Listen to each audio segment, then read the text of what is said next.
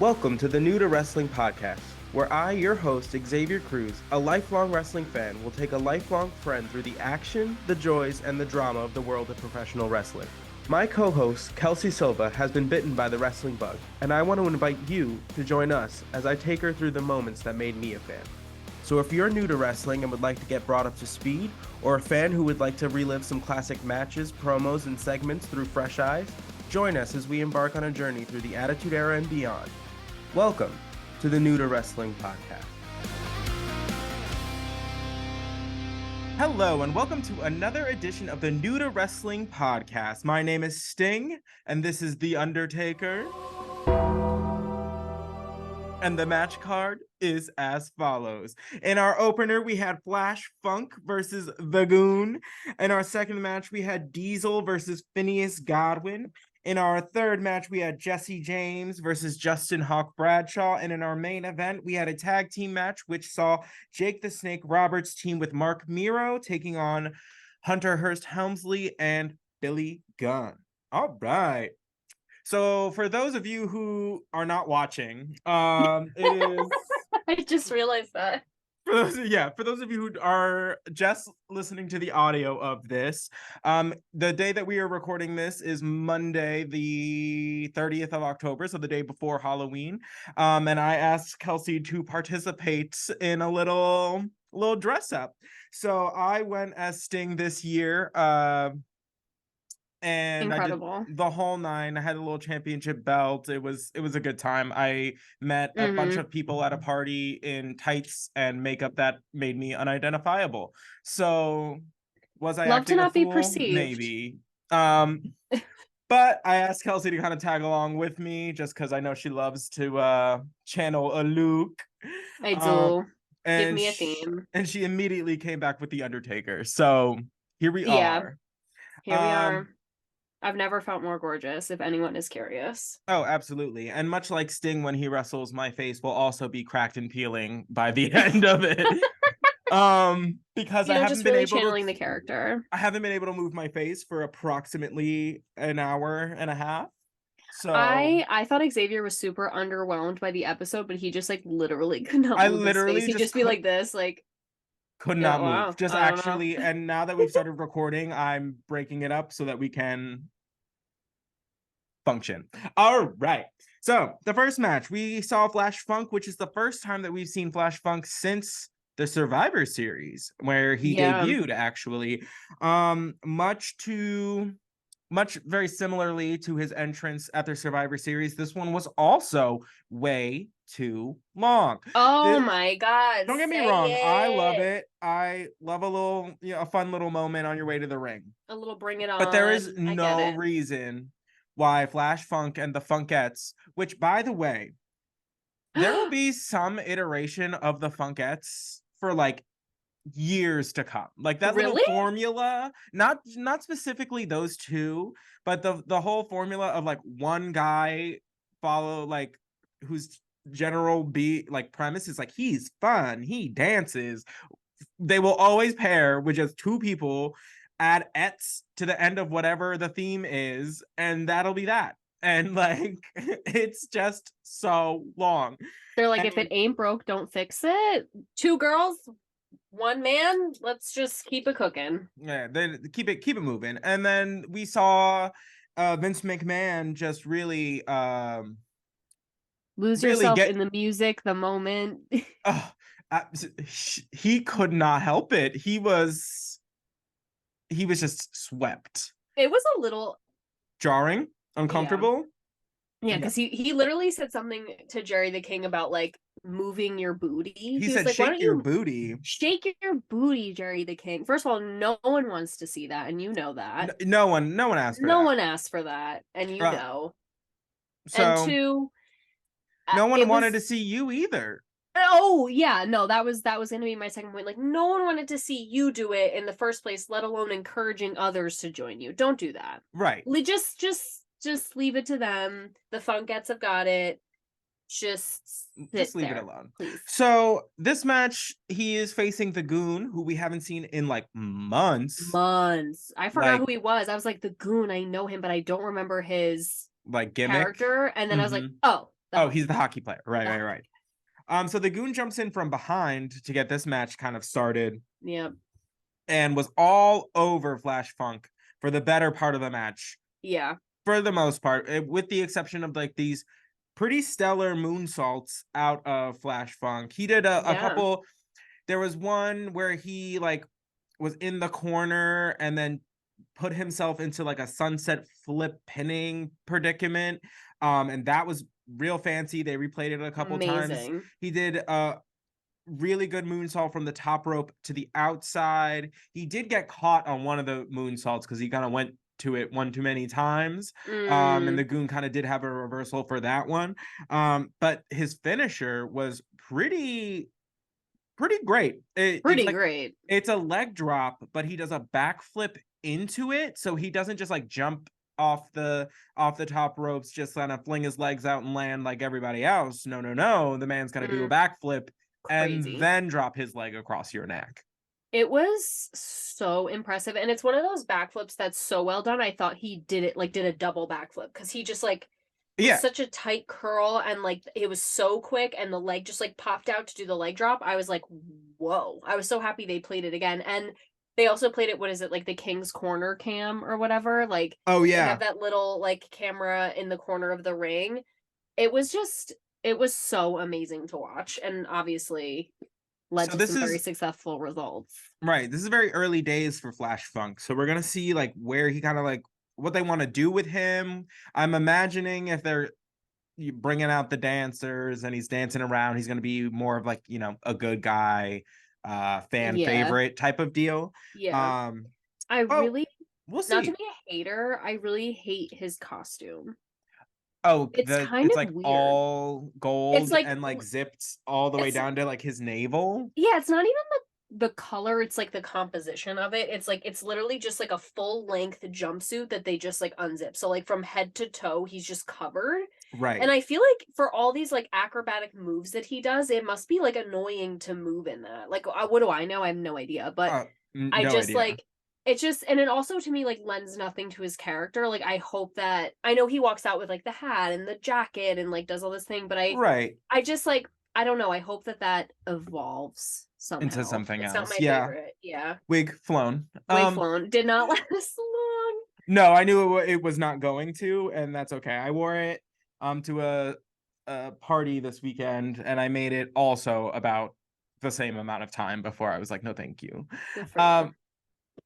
But in our second match, we had Diesel, the bargain basement Diesel, taking on Phineas Godwin. And see, the thing is, like, the wrestler who plays Diesel goes on to become one of the most well-known wrestlers around.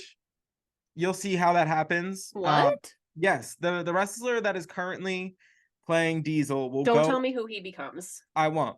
Okay. Goes on to become one of the biggest and one of the most successful as far as like how long his career was in the WWE, which is nuts. But it's just my beef always. When I say bargain basement Diesel, it is because he should not be playing the character Diesel. So right. So we had bargain basement Diesel versus Phineas Godwin. We did get an announcement during this match that the Royal Rumble will be coming in approximately 7 weeks, which is pretty exciting because that is my favorite pay-per-view. That pay-per-view gives me life. Oh, I'm so happy. Oh, it's the best. Did we start the podcast after the Royal Rumble? No, we started it after King of the Ring. After King, I always get those two confused. I'm so sorry. No, it's okay. You're new. I am hashtag new wrestling, you guys. So it was also announced that Razor and Diesel will be contending for the tag team championships against Owen Hart and the British Bulldog at the next pay-per-view, which is In Your House, It's Time. So we finally now have, as far as the big titles like matches set for that pay-per-view. We know it's going to be Bret Hart and Psycho Sid for the WWF Championship. It's going to be Triple H versus Mark Miro for the Intercontinental Championship. And now we know Diesel and Razor are going to contend for the Tag Team Championships. So we'll see how that goes. So this was really, for them to be a viable like threat, we had to start seeing them as a team. So during this match, Diesel 7 foot tall, Phineas like 6 foot like 9, 300 pounds. These are not. This was stomp stomp slam. I was like, Stomp stomp slam. It was high impact. It was a lot of clubbing blows. yeah, It's exactly how you thought this match was going to go. right. So during this match, though, we do have an appearance by Fake Razor Ramon. He comes down and kind of joins the fray.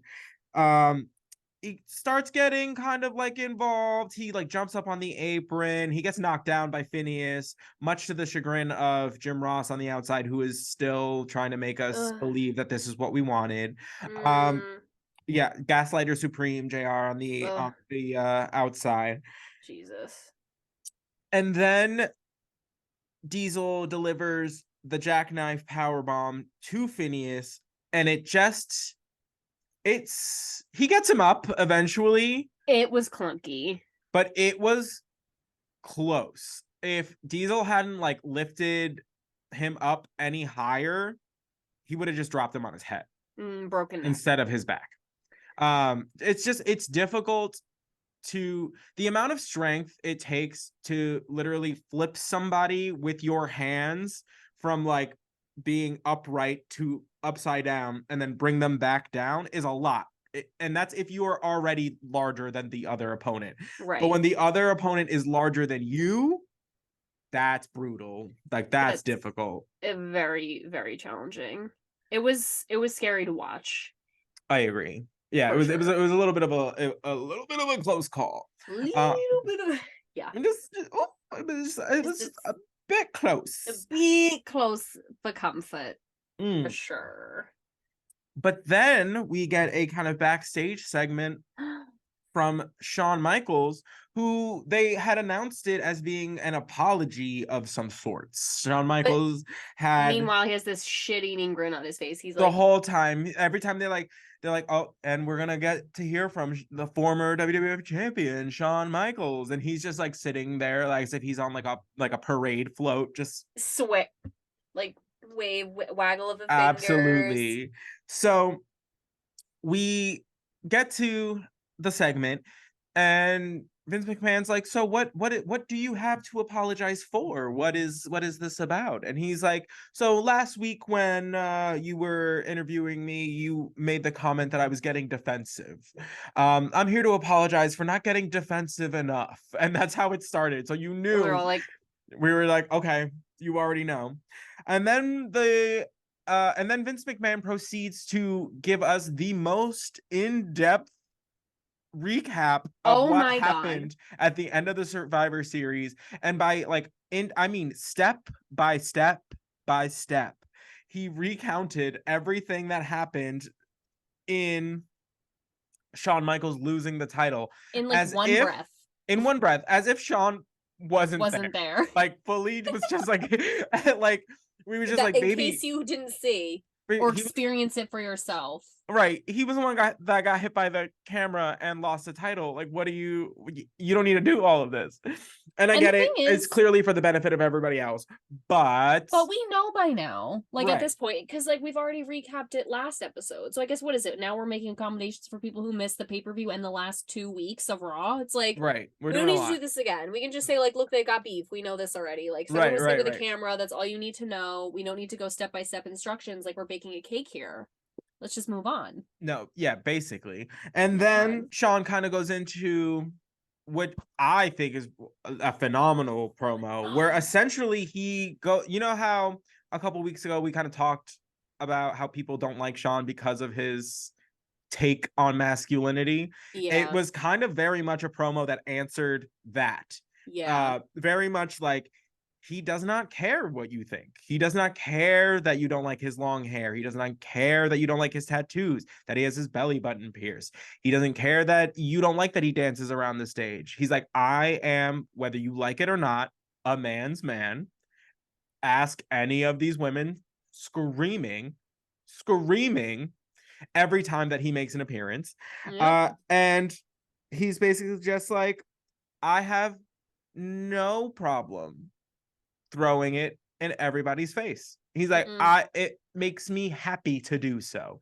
This is kind of the edge that we're starting to talk about, where like Shawn's getting a little tired of having to kind of defend himself all of the time. You can hear the little bit of edge in his voice. He's like, I don't care. Like, I'm just gonna do it even more. You know what I mean? Yep. It gives that energy. It's like, oh, you're annoyed by this?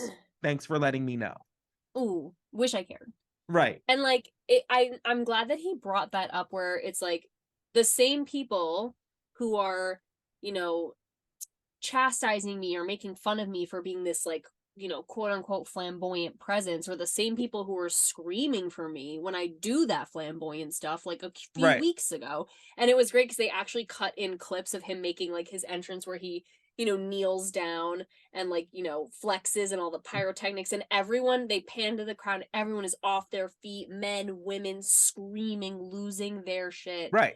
And he's like, the same things that you were cheering for me a few weeks ago, a few months ago, the last however long I've been wrestling is now suddenly a big problem for you people, and I just don't care anymore. Like, I just don't care. It doesn't matter. And I love that. Right. So it was an A1 promo as far as I'm concerned. Same. They asked him about kind of his intentions with the Royal Rumble and like if he's going to show up. And you do not know this. He is the previous winner of the last 2 Royal Rumbles. He won both 95 and 96. Wow. Back to back. One of which he started the match and went all the way to the end to finish. Dang. So Shawn Michaels is no stranger to the Royal Rumble. So he will be participating, so it seems. Love that. And yeah, Shawn Michaels doesn't stay down for long. So we'll see when he gets his on Sid, because we know he has not extracted revenge for what has happened yet. And we also know, as a caveat, that he has a title shot after Bret Hart. So whoever comes out on top of the Bret Hart Psycho Sid situation is going to have Shawn Michaels to deal with. Love that. Right. And I'll be happy whoever it is. No. I just, at this point, I want to see all of them fight at the same time, even. Which is kind of, we're going to get to it. There's a lot of overlapping stuff going on that we were kind of updated on. Oh, that's right. Yes. Oh, that was what I can't wait to talk about that. Right. But first, we must talk about Jesse James taking on, who, by the way, so they made him, this poor man, they make him come out. First of all, they didn't even give him an original name. Nope. First, like, Jesse James exists, is a person, was a person. Double J was a wrestler, was a thing. His theme song was somebody else's theme song. So, and then they don't even get somebody to, like, they don't even play the recorded version. They said, go out there and sing as you walk towards the ring. Go ahead. Go on. And then they went to commercial, which means that man was singing that song the entire commercial break. There is no way that's not what happened. You could not pay me enough. Of course. Of course, that's what happened. They said, get out there and sing your little song. And he literally said, like, look, guys, not lip sync, no lip syncing here.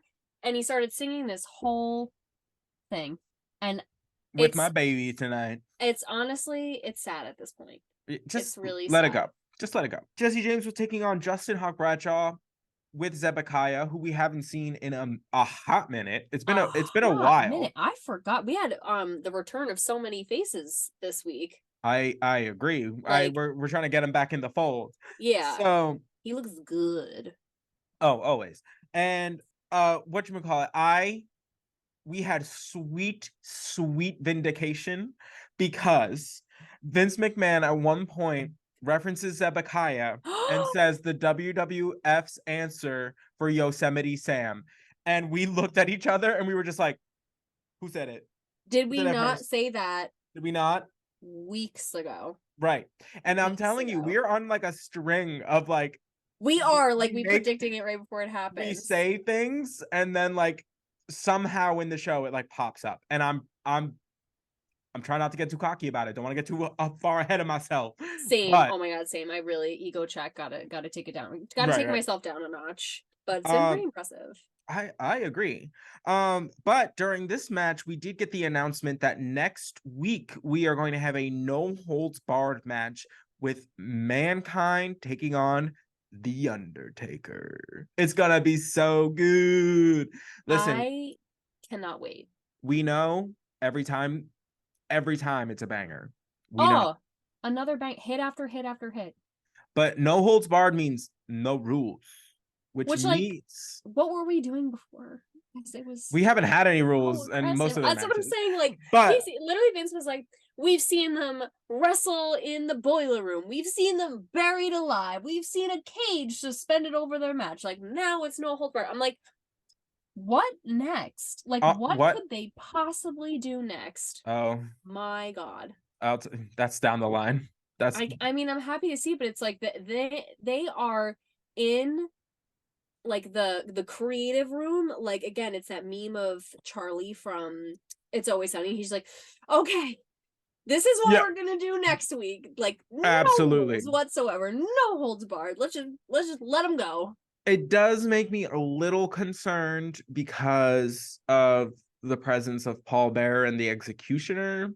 So I don't know. I'm so sick of them, seriously. So sick of them. But I don't know if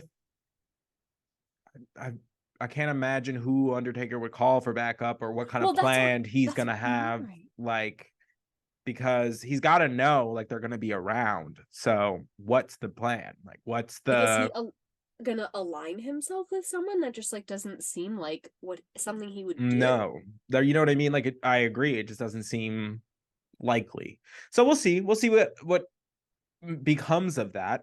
But during this match, I must say, Jesse James looked pretty good. As far as like, he was really, for somebody who's not like a powerhouse wrestler in the same vein as like Justin Hawk Bradshaw, he stood his ground and did a lot of like good reversals and a lot of like, he looked physically strong in this. I will give them that. I absolutely agree. And I will say, in the future of the episode, he does a pretty good promo. I'm not gonna lie. That is like actually tidbit. When we meet Jesse James's like next character, his mouth is his biggest asset. Great. You can tell. Once he kind of gets out of this and starts becoming more himself, he's a talker and he gets the crowd behind him. You can sense that like immediately. And and when he did that, I was like, I just feel like whatever he's doing, and I think we talked about this the last time we wrestled, like, he's too many things right now. Right. And so it's confusing. And it's just like, what do I don't even, and I said, I was like, I want to like him, but I just can't. Like, I can't right now. He annoys me as he is right now. And then when he did his little promo later, I was like, oh, like, that was really good. Like, that was very impressive. And like you said, he looks good. So I was hoping there was going to be some other iteration of him, because right now this is just not. Right. It's the high five and missing. And it is. And it's once again, it's the same issue that we have with like Diesel and Razor. It's like, this is not his gimmick to do. Right. Like, it's already been done by somebody else. Like, you can tell he doesn't have like the pulse on it that if it was something that was like kind of made for him, like he would have, or like a connection to it. Like, you know what I mean? He's just kind of filling in the role for somebody else. Yeah. And like, and you can tell when someone's doing that. Like, you can tell when somebody's not actually like feeling whatever it is that they're doing. Right. It's like he got like he thrifted shoes that were like a little too big for him, and he really likes them, but they're slipping and sliding all over the place. Right. It's just like not. It's not a good fit. And yeah, he finds his way, but we're still a little bit ways off from that.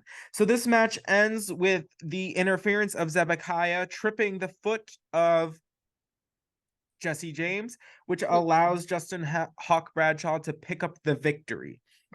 And then Zebekiah runs into the ring and brands Jesse James, which I just love that he just carries around a branding iron the whole time. He's slamming it on the steel steps. He's swinging it around.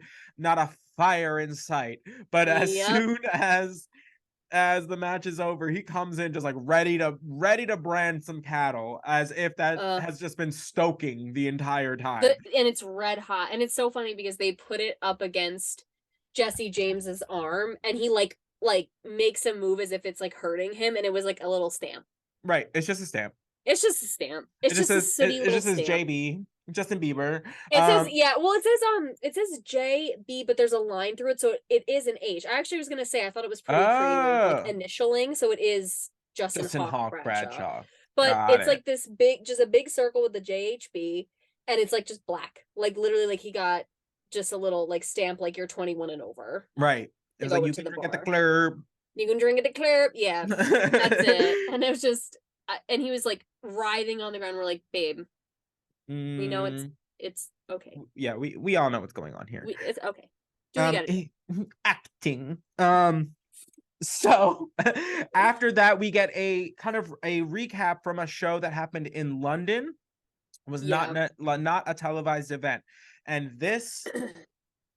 Let me recap these events for you. So during that match, apparently it was Stone Cold vying for the WWF Championship against Psycho Sid. At one point in the match, Stone Cold runs outside and grabs the world title belt and absolutely decks Psycho Sid.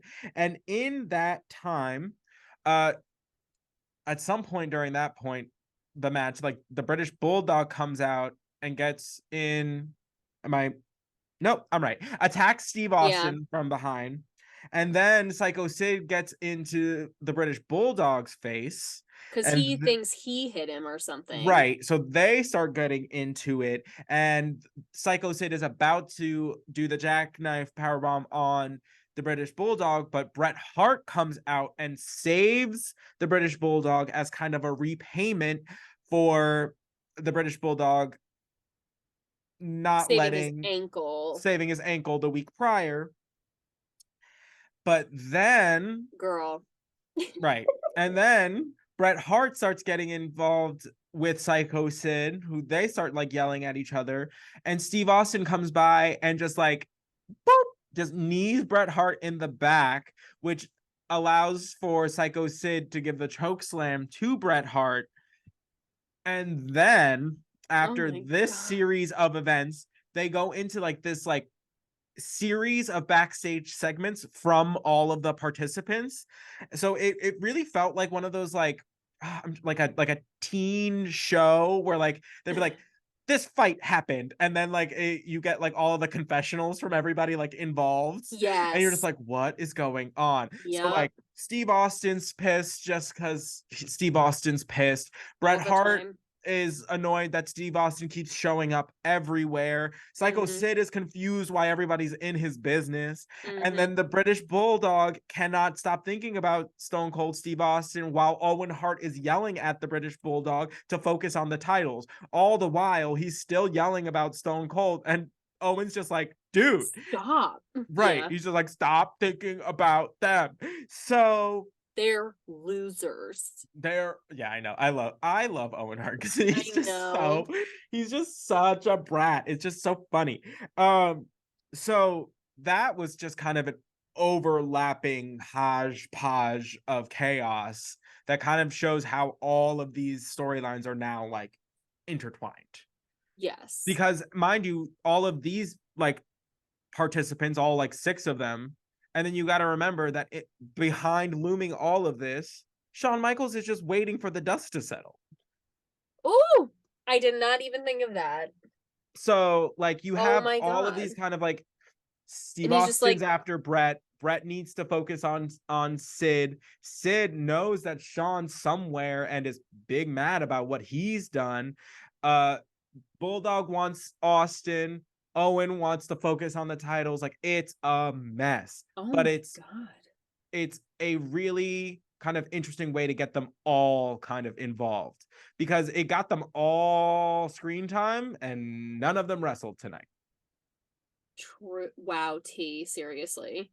So, because I was just like, this is crazy. This is like a Housewives reunion. Oh, it was not. It's just like, this person interfering, then you're like, oh god, and then it's like it's just not over. The hits just kept coming, people coming out of the woodwork, and it was great. I think they did a good job.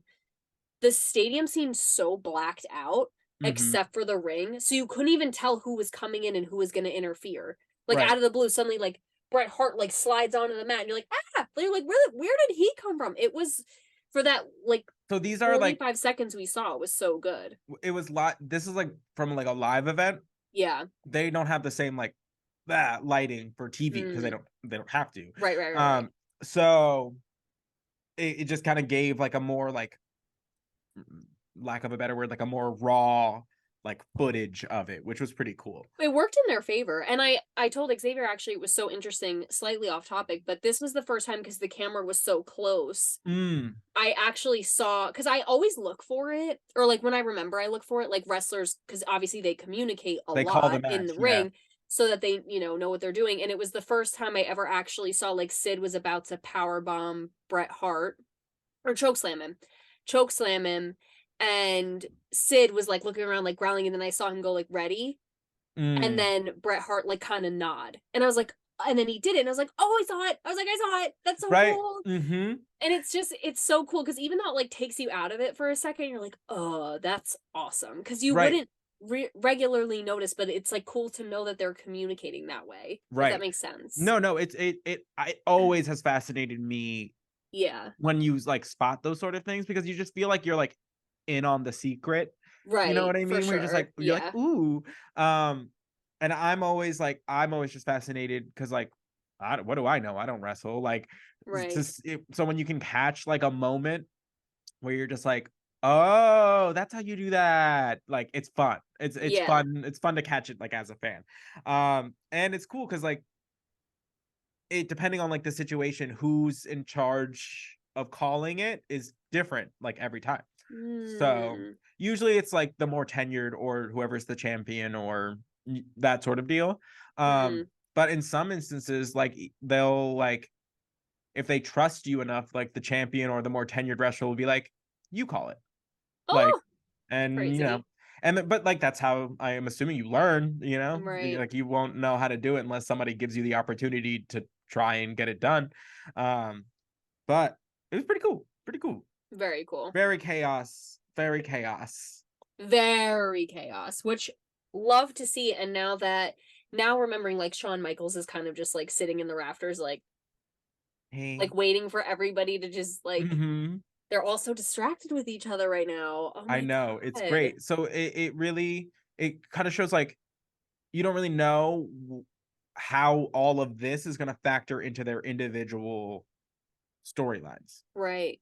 Because they all have somebody outside of their like opponent that they're concerned about. Every one of them. Like, so that's pretty interesting, because then it kind of puts everybody on the back foot. Therefore, nobody has the advantage. Because like I love it. Sid's worrying about Shawn, Bret's worrying about Austin, Bulldog's worrying about Austin. Like, we're all worrying about Austin. Let's be real. Listen, we're all worrying. He's doing a damn good job making sure that we're all worrying about Austin. No, he is spectacular, that one. Yeah. So in our main event match, we had a tag team match, which was kind of the culmination of the fallout of the prior week. Jake the Snake Roberts comes to team with Mark Miro, taking on Triple H and Billy Gunn. Billy Gunn came out in the kind of same but different costume this week. He kind of ditched the smoking guns, kind of red bandana denim kind of combination, and he went for like a Abercrombie cargo pants, right? Or Abercrombie like straight leg canvas pants. Right. Very, very confusing. It looked very similar to what he had going on, but it's just slightly different because he's alone now. So before this match kind of gets too on its way, we do get that promo from Jesse James, where he basically calls both Justin Hawk Bradshaw and Zebekiah wanted men, and then he challenges them both to a handicap match next week. Which I don't know what that is. So my apologies. So a handicap match it's going to be 2-on-1. So Zebekiah and Justin Hawk Bradshaw can tag in and out freely as they wish. Jesse James is going to be alone. Oh.